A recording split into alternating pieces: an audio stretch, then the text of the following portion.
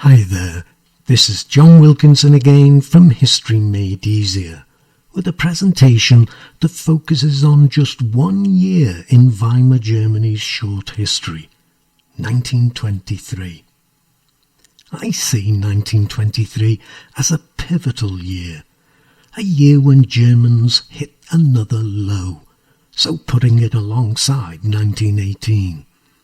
The humiliation of occupation by the hated French, and a year of hyperinflation when money really did become worthless.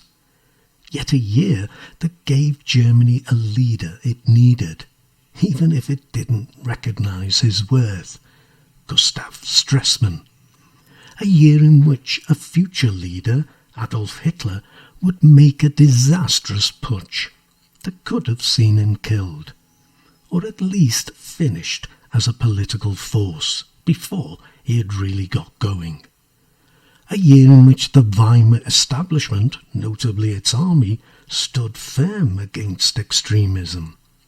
Yet a year that proved to be the foundation for Hitler's rise to power, even if that couldn't be seen in 1923, and even if really I'm pushing into 1924. A hell of a year then. And actually, as I record this, I'm just about to start the book I show on this slide.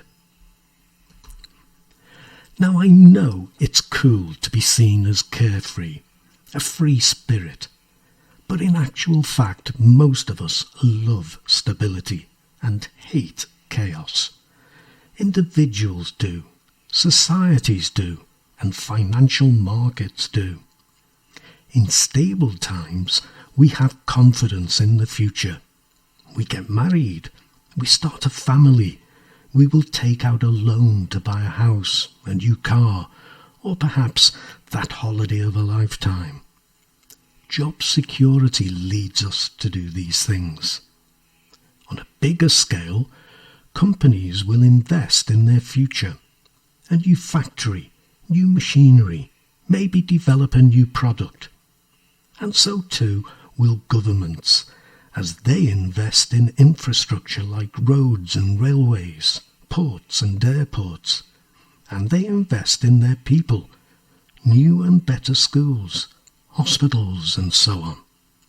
Economic, social and political stability lead to this. But post-war Germany in 1923 was still in chaos. In the period of chaos, immediate post-war Germany faced the triple problem of hunger, inflation and unemployment. Crippled by the cost of the war and the cost of the Treaty of Versailles, not only the reparations but the loss of land and people, German governments struggled, and the maxim first bread, then reparations seemed to be government policy. Whether the government deliberately let economic problems go unsolved in order to highlight the impossibility of making the reparation payments is a debatable point, though it was politic for governments to make the claim that payments were overburdensome. And that brings us to 1923. Germany was to lurch into another traumatic year, when in 1922 it failed to meet its reparation payments and had also fallen seriously behind on its shipments of coal and timber to France, which were a part of the wider reparations programme. In response, on January the 11th, 1923, French and Belgian soldiers marched into Germany's Ruhr region, with its coal mines, steel mills and manufacturing plants, to take what was owed, an act that was technically legal, yet Britain and America questioned it. Now I'm not going to go into the detail of what happened. I want to focus more on the consequences. And all the time, I would urge you to look back at what Germany had already suffered, defeat, the armistice, the chaos of the German Revolution and its aftermath, the Treaty of Versailles, but also think ahead to Hitler's rise to power and the loss of rights that Germans accepted as the Nazis consolidated their hold on power. For 1923 was another humiliation for the Germans. Occupied, bullied, between 100,000 and 150,000 Germans deported, a number executed, 13 Krupp workers shot in one incident alone. In total, 132 Germans would lose their lives. Their government appeared weak, as it had in 1918 and 1919, offering only passive resistance. And as you know, that passive resistance had to be paid for, and Germany couldn't afford it. So the government printed increasing amounts of money, and as they did, inflation rocketed, and very soon hyperinflation ensued.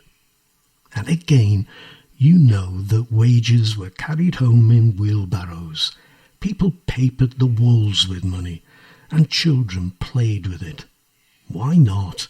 It was worthless. So people bartered, selling what possessions they could, or else stole food from the fields. There were food riots and looting. Pensions became worthless and savings were wiped out. Germany was literally bankrupt. Stresemann saved the day, and I think stands as proof that there was an alternative to Hitler. But I'll leave that for another presentation. Instead, I'll focus on Hitler's beer hall putsch in Munich. It was badly planned, badly organised, and it was an embarrassing failure. As I've said, Hitler could well have died. The man marching next to him, their arms linked together, died. And yet it was the making of Hitler, even if he had to wait 10 years until the timing was right. But when the timing was right, Hitler could be seen as the hero of 1923, the man who had stood up for Germany. He made this clear in his trial. The goddess of the eternal court of history will smile and tear to tatters the brief of the state prosecutor and the sentence of this court, for she acquits us, he said in his closing speech. And Mein Kampf, written during his prison sentence, underlined his hero status. My struggle is Germany's struggle, is your struggle. I stood by Germany in the war. He had won 2 Iron Crosses. I stood by Germany in 1923. And I'm still here. I'm projecting to 1933. I'm still here, ready to fight for Germany and make it a great power once more. And look at this another way. You had fought in the war. You had suffered from the hyperinflation of 1923, and now you're suffering in the Great Depression. What Hitler is telling you seems to ring true. He seems your last hope, and so you vote for him and his party. What's more, there are those amongst the traditional elite who have some sympathy for what Hitler stands for. That's why he was treated sympathetically during his trial, and why ultimately he was helped into power in 1933. And that's why I think 1923 is so important. But it's in 1933 that its importance is seen. So, a useful presentation for you, I hope. I certainly hope I've given you something to think about. And if you show what you think about history in your exam, you will do well. Don't forget there is my website, History Made Easier, that I think you'll find useful too. And if you're interested in tutorials, just get your parents to contact me at historymadeeasier@gmail.com and we'll see if we can sort something out. But for now, thanks for listening and the best of luck with your studies. Cheers.